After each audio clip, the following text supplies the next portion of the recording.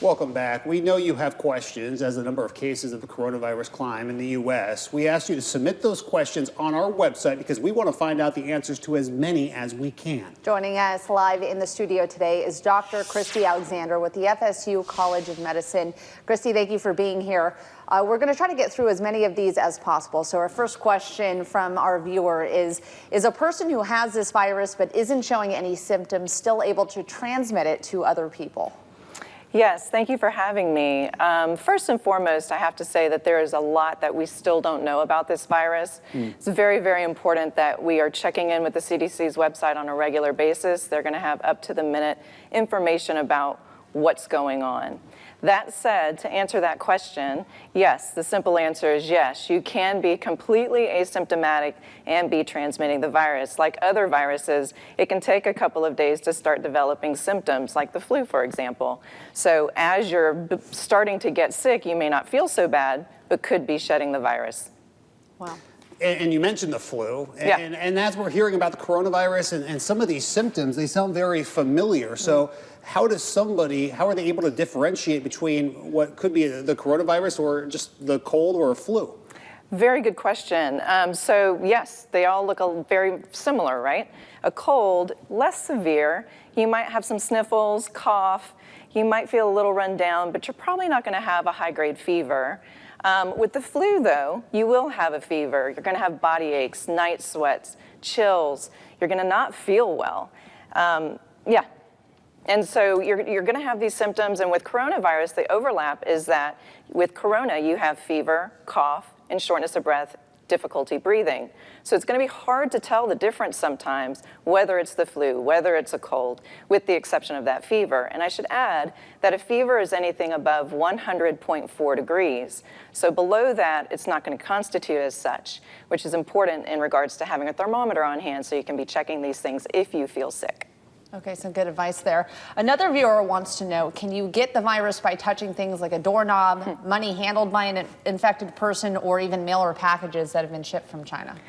So the thing about this is it can be any surface, not just doorknobs, not just money, not just that, but pretty much any surface. If somebody sneezes or coughs and it lands, the respiratory droplets land on a surface, and you go behind them and accidentally touch that surface or grab the doorknob, things like that, you could have it on your hands. The big thing is not touching your face after that, washing your hands right after that. If you do touch your face, it's the mouth, nose, and eyes where it's transmitted the most. So keeping in check with that. But so any surface can do it. Now the good news is once the respiratory droplets dry, it's a pretty short-lived thing. It's not going to live on packages or money or things like that very long. But if it's recent and they cough and you go right behind them, you could pick it up your hands and transmit it to yourself. Yeah, we've seen state officials actually talking about implementing some sort of, cleansing device at gas pumps so people can go ahead and wipe those off before they handle them. Yes. So washing the hands, you can't do that too much. Can't. What is the CDC recommending, or why are they recommending? Because we've been hearing that there's a shortage of the masks. Why are they recommending that the workers, go ahead and wear those protective masks, healthcare workers that is, but not the general public? Great question. So we are in contact with very, very sick people, the sickest of the sick. And so we're using those really important N95 masks to prevent against those respiratory droplets getting into our systems. Those are things like tuberculosis. Those are the same masks we use for tuberculosis, for example. So we need to protect ourselves so that we can continue taking care of the sick people that we're seeing. The masks that you see around town that are just covering the face and go over the ears, those are best used for people who are currently ill. If you're sick and you're coughing or sneezing and things like that, those masks keep those respiratory droplets towards you instead of them being shot out into the public. But in the general public, if you're feeling well and wearing a mask like that, they're really not as protective as people think.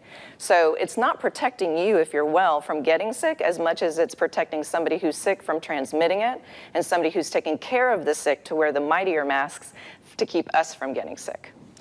Okay, and this next question you've touched on, but I don't think we can go wrong spending more time on it. What are the best precautionary measures that the public can take? So we talked about hand washing. The big thing with that is 20 seconds at least, and really washing your hands. Most people don't spend 20 seconds washing their hands. They're quick to wash, rinse, and go. So washing your hands for 20 seconds with soap and water, I might add, not just water, is key. If you don't have access because you're out and about or something like this, carrying around hand sanitizer, doing the same action as you're washing your hands with hand sanitizer that has at least 60% alcohol is the way to go for that. Beyond that, being careful to, when you touch things, to wipe down surfaces when you can. Now, you don't have to go crazy with this, but as you're wiping down surfaces, think about the most high-touch surfaces: phones, keyboards, doorknobs, counters, toilet handles, things that people are touching frequently. Those are the types of things to be wiping down. And if you are sick or you have a little cold and you need to cough or you need to sneeze, do that into a tissue and throw the tissue away. If you don't have access to a tissue, cough into your elbow or into your arm so that you're not transmitting the droplets. If you have to cough into your hand or sneeze into your hand, immediately wash your hands with soap and water, or with hand sanitizer. So those are some basic things you can do. And last but not least, if you are sick, stay home and call your doctor. Don't go out and hopefully not transmit it to others. Stay home, call your physician, see what they'd like you to do. They may not even want you to come in depending on how sick you are. If you don't have a physician, call the Leon County Health Department. They can direct you accordingly. And if you're not sure what to do beyond that, just call one of the ERs, call an urgent care center. Just call before you go is the main thing. I'd like to get this question in just really quickly. Yeah. We're running out of time. But Sure. if someone does get the coronavirus, then recovers, can that person get reinfected? We aren't sure. That's one of those unknowns at this point. We're not sure exactly. And so that's one of those things to be checking back to the CDC website on. Again, there are things changing up to the minute, information on that site. And it's really, really important just to keep in contact with the folks who know. Okay, Dr. Alexander, we appreciate you coming in today and speaking with us. A lot of the information that you just shared will be on our website shortly at wctv.tv.